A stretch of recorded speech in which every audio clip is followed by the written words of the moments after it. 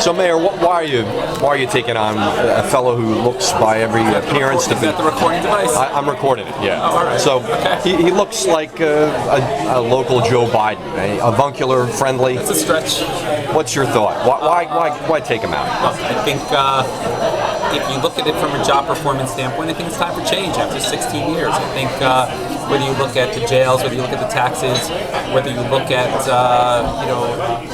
Jersey City's involvement in the HCIA or the VOTEC, I think that at the end of the day, you would say at some point change is a good thing, and that's the point that we're at in time. So here we are. But has he been derelict, or is it really just a matter of... What is derelict? What do you mean by derelict? Well, so those institutions that you described, are they actually... Just disengaged.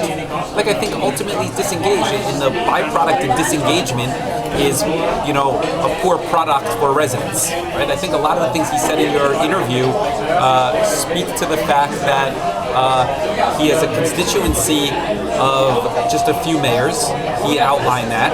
His constituency should be the residents. I think that's first as far as the disconnect goes. I think he outlined where his priorities are, and ultimately he feels like he should be staying just because. And we don't feel that way. Or at least I don't feel that way, but it'll go to an election and we'll see what the taxpayers think. What's your vision for that office? When you think about county executive, you look at Bob Januszewski was a strong county executive. I didn't know Bob Januszewski. I understand, but in other words, do you see someone like that, or someone who's going to be a strong, sort of centralized figure, or someone who relies on the mayors, which is Tom DeGise's mantra? He says, what do you see? I don't need somebody that relies on me. I need somebody who's focused on patronage. I don't need somebody that is just there as a placeholder because they said I get along with everybody. It's not what I'm interested in. I could deal with a strong personality there. I could deal with a go-getter. I could deal with somebody who's thinking about innovative ideas, how to move the county forward, how to get rid of some of the county functions. Those are the things that I think benefit Jersey City ultimately. So we'll have a race. And I've been through this before with Healy and some of the other fights. I've got a problem with mixing it up a little bit. You like it? I don't know if I like it, but I think I'm on the right side of the argument. I think I'm on the right side of, change is necessary here. And I'm willing to have that conversation, as is Tom clearly, and we'll see what the residents think. So they're trying to turn it into Mr. DeGise and his allies are looking at the likable guy against the callow technocrat who's not really of Jersey City. Look, I've been here 20 years, so maybe I'm not of Jersey City. I love the city. I got last year record numbers. We got 78% of the vote. So I think we did something right. That said, if he's going to make it a referendum on me, I think that's a strategic mistake for him. It's ultimately going to be a question on performance of the county, and that's something he'll have to defend. And I think he's going to be on a weak footing on that. And I don't mind mixing it up with people because I think sometimes change is good, and that's where we are in the conversation.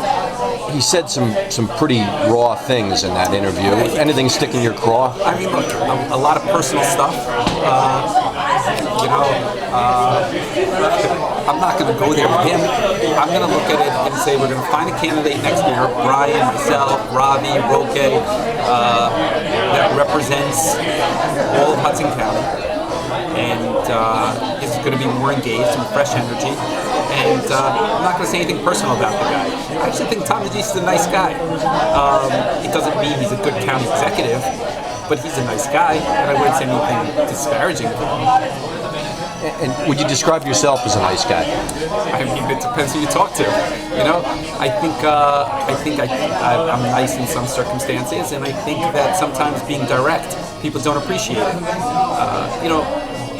Tom asked us for support, and he said, if I don't have support from the mayors, I'm not going to run. And so he asked us a question, we told you an answer. He said, no, we will not support you, and that leads to the byproduct, okay, then I won't run. And this conversation ultimately led to, well, I appreciate you not supporting me, but I'm going to run anyway. And that's okay, that's his prerogative, no problem. But we explained to him where we were in the conversation, and he didn't appreciate that. That's it. There's not much more to it than that. And where it goes from here is probably a lot of change in a lot of positions throughout the county. And I think that's going to be healthy too. Some of these people have been there for decades, a quarter century. Just stale. Do you think that based on the public comments, sure. Last question. Yeah. Based on the public comments that we've heard coming from your side, do you think that you're almost required to go with a minority in that position?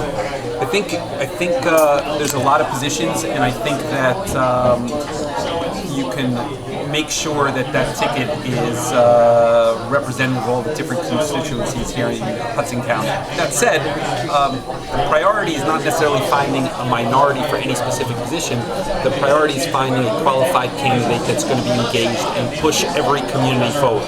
And if that person ends up being Latino, African American, or white, so be it. We're looking about ideas and energy to push people forward. Thank you, sir. That's where we are. Thank you.